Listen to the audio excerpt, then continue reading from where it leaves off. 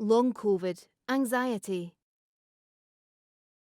If you're feeling distressed, in a state of despair, suicidal, or in need of emotional support, you can phone NHS 24 on 111. Everyone experiences feelings of anxiety. It's a normal reaction when we're in danger or under threat. Ongoing anxiety can start when we don't feel in control. A stressful event like having coronavirus, COVID-19, or experiencing a stay in hospital can cause anxiety. This can be particularly true if you've had a stay in an intensive care unit, ICU, which can be a very traumatic experience. You may also experience nightmares and/or flashbacks of your time in ICU.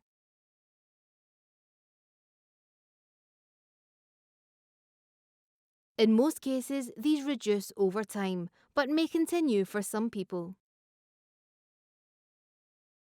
You may worry that you may contract coronavirus again, or have another stay in hospital, and this can make you feel more anxious about the future. These concerns are normal and common. Typical worries that people who've had coronavirus have include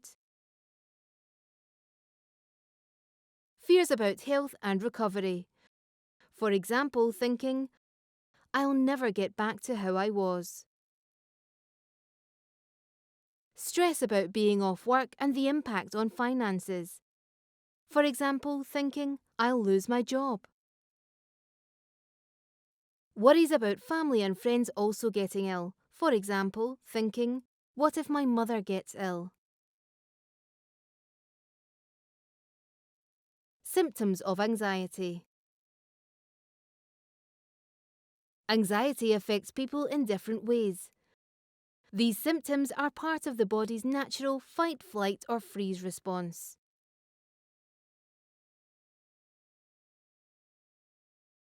You may experience trouble sleeping, difficulty concentrating, difficulty remembering things, changes in mood, flashbacks, more breathlessness, rapid shallow breathing, difficulty slowing your breathing down, chest pain, racing thoughts. For many people, these symptoms will only last for short periods of time. But some symptoms may continue for longer and can start to affect your daily life. Managing anxiety.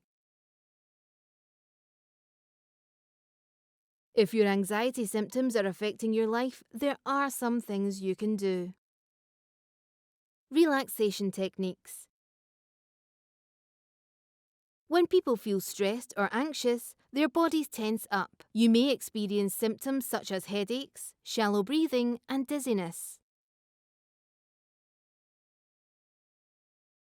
Relaxation can be used to help manage these physical symptoms of anxiety. You could try doing an activity you already find relaxing. For example, reading a book, having a bath, sitting outside, or having a short walk. You could also try specific relaxation techniques. Using these techniques can also help you to better manage post-viral fatigue.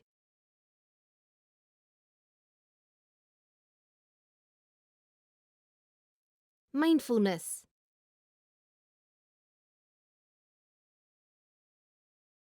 After being unwell, people can become caught up in worries about the future or difficult memories from being unwell. Sometimes people find it hard to focus on the here and now. The aim of mindfulness is to help you to focus on the present moment and to step back from any worries.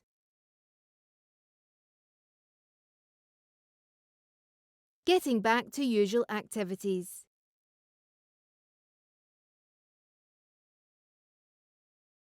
It's normal when you've been through a difficult time to stop doing things which feel too hard or unsafe. This can help you to cope with being unwell, but you can lose sight of what is important to you.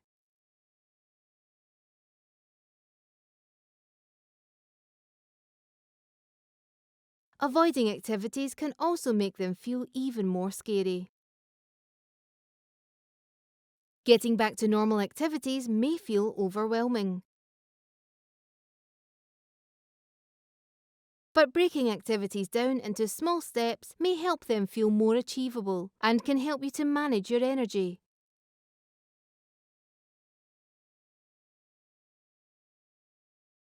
For example, if you're keen to get back to shopping, try visiting a local shop for 1 or 2 items, rather than trying to visit a busy supermarket or shopping centre right away. You can then build this up gradually over time. Positive self-talk.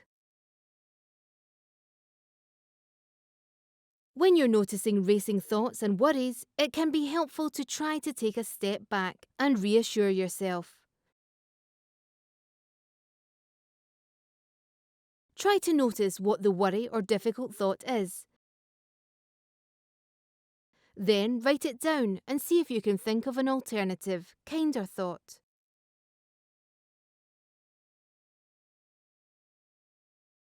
For example, if you notice yourself thinking, "I'll never get back to how I was,"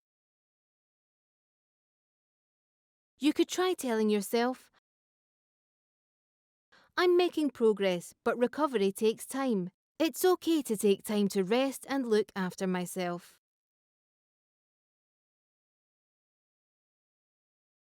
Anxiety Self-Help Guide. Work through our self-help guide for anxiety that uses cognitive behavioural therapy, CBT.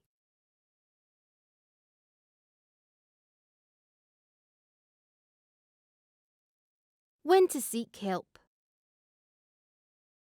Although feelings of anxiety at certain times are completely normal, you should see your GP if anxiety is affecting your daily life. For example, if anxiety stops you doing things that matter to you.